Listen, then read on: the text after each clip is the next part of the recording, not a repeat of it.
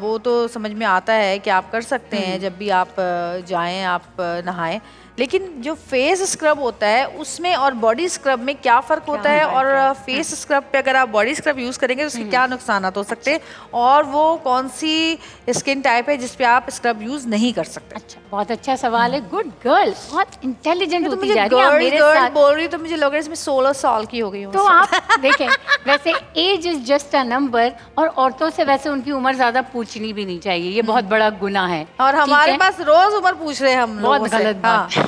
चलो, हम बीमारियों के लिए पूछ रहे हैं। अच्छा, बहुत अच्छा सवाल है। देखिए, जो बॉडी के स्क्रब्स होते हैं वो थोड़े से हैवी मटेरियल उनका होता है, थोड़े से मोटे होते हैं, ठीक है।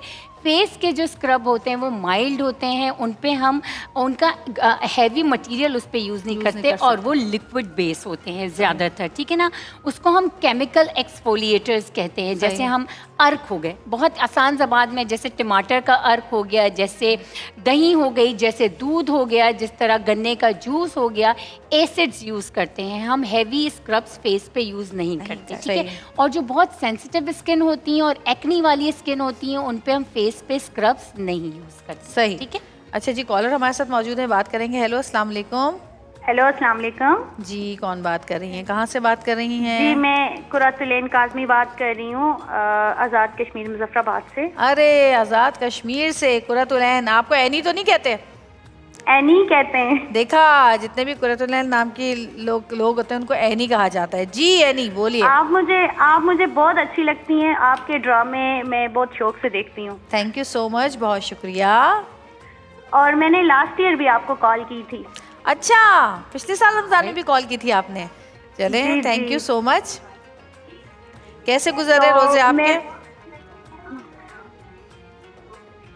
तो मेरा जो क्वेश्चन है वो डॉक्टर साहिबा से है। कहिए। अस्सलाम वालेकुम। जी, वालेकुम सलाम। अस्सलाम वालेकुम। वालेकुम अस्सलाम। कहिए जी, कहिए, क्वेश्चन करिए। मेरे जो फेस पे ना बहुत ज्यादा छाइयाँ पड़ गई अभी, तो वो उसके लिए मुझे कोई ट्रीटमेंट आप बता दें। अच्छा, ट्रीटमेंट बता रही हूँ। झाइयों का जो इलाज होता है वो कभी भी 100% मुमकिन नहीं है, क्योंकि इसकी वजूहात बहुत सारी होती हैं। इसको ट्राई करिएगा, ठीक है ना। तो सबसे पहले झाइयाँ होने की बहुत सारी वजूहात में शामिल होता है आप में खून की कमी, आप में बहुत ज़्यादा सन एक्सपोजर, यानी धूप से आपकी स्किन तो नहीं झुलसी हुई है। ये बहुत सारी चीज़ों को मुझे भी देखना होता है, पेशेंट को हम सामने से देखते हैं। चलें, लेकिन इसका कोई इलाज मैं ये बताती हूँ कि टमाटर होता है ना, टमाटर को आपने टमाटर का जूस लेना है, हफ्ते में 2 से 3 दफ़ा टमाटर के जूस का इस्तेमाल करना है, और टमाटर के एक पीस के ऊपर थोड़ा सा जूस पीना भी बहुत अच्छा है, और टमाटर के जूस को लगाना भी बहुत अच्छा है। स्लाइस लगाते हैं ना। और टमाटर के एक टुकड़े के ऊपर थोड़ा सा बेकिंग सोडा, सिर्फ इतना से चुटकी डाल के हफ्ते में 2 से 3 दफ़ा उसको ऐसा जहाँ सिर्फ झाइयाँ हैं, जिस हिस्से पे झाइए, उसको हल्का सा मल लेना है, और 10-15 मिनट बाद ठंडे पानी से ऊपर से मुंह को धो लेना है, बिल्कुल रगड़ना नहीं है, ठीक है ना। और सन ब्लॉक का इस्तेमाल आपने दिन में 2 दफ़ा लगाना है, यानी सुबह जिस वक्त आप उठती हैं, उठने के बाद आपने फेस को धोना है, अपने सन ब्लॉक लगाना है, फिर 2 घंटे बाद दोबारा लगाना है। ये आप घर में बैठ के करें, क्योंकि पेशावर से फ़ोन था ना, कहाँ? कश्मीर, उस तरफ धूप बहुत तेज़ होती है, तो सन ब्लॉक का इस्तेमाल आप ज़रूर करें। अच्छा, मेरे ना बीच में झाइयाँ हो गई थी यहाँ पर ना, इस जगह पर, तो मैं एक डॉक्टर के पास गई कि वो ये मुझे झाई हो गई है, तो इसका कुछ इलाज बता दें। तो मुझे कह रही है कि वाइटनिंग के इंजेक्शंस लगवा लो। मैंने कहा मजीद कितना वाइट होना है मुझे, मैं क्यों लगवाऊं? तो कहने कि नहीं, जब आप वाइटनिंग के इंजेक्शन लगवाएंगे तो आपकी ये जो पिगमेंटेशन है या ये जो झाइयाँ हैं ये चली जाएंगी। तो क्या ये सही है? देखिए, अब बात वही है ना कि आप तो डॉक्टर के पास गई थी, डॉक्टर आपका चेहरा देख के, एक डर्मेटोलॉजिस्ट आपका चेहरा देख के टीके तो एडवाइस कर सकता है। बगैर किसी का चेहरा देख के मैं कोई भी टीका या कोई ऐसी दवाई एडवाइस नहीं कर सकती। ये नहीं, मैं पूछ रही हूँ कि डॉक्टर ने जो मुझे कहा वो सही था या नहीं।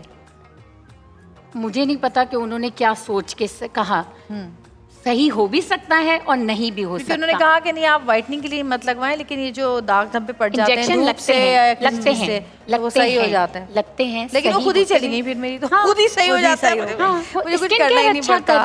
अच्छी ग़िज़ा खा लें तो चले जाते हैं, लेकिन कुछ ऐसी मेडिकल कंडीशन होती हैं जिसमें टीके भी लगते हैं, जिसमें दवाई भी तुम्हारे साथ ऐसा हुआ कि कोई ऐसी तुम्हारे चेहरे पे कोई दाग धब्बा या कोई दाना हो गया? यहाँ पर हो जाता है सनग्लासेस लगाने से, क्योंकि वो सनग्लासेस मुझे भी हो जाती है। पर होता है, मैं आपको बताऊं, तो मैं भी सनग्लासेस कम लगाती हूँ। सनग्लासेस से भी होती है। अरे बोलने तो दो।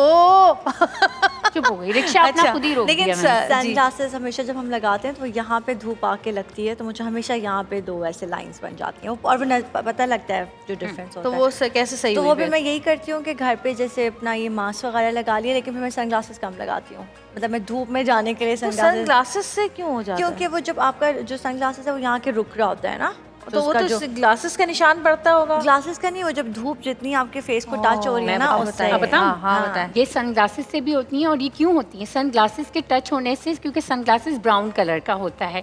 ऐसी कोई भी चीज़ धूप से जो मेलानिन होते हैं ना, वो हमारी स्किन के अंदर जो कलर पिगमेंट एब्जॉर्ब हो रही होती है। ये जो हमारी कैमरे की लाइट्स हैं और ये जो पिंक कलर का ब्लश ऑन लगाते हैं, और अक्सर ख़वातीन व हज़रात को जो कि मेकअप करते हैं, इंक्लूडिंग मी, मुझे भी यहाँ पे पिगमेंटेशन हो जाती है, छोटे छोटे सर्कल, चवन्नी नुमा निशान बन जाते हैं, इंक्लूडिंग मी। तो फिर मुझे भी पिगमेंटेशन हो जाती है।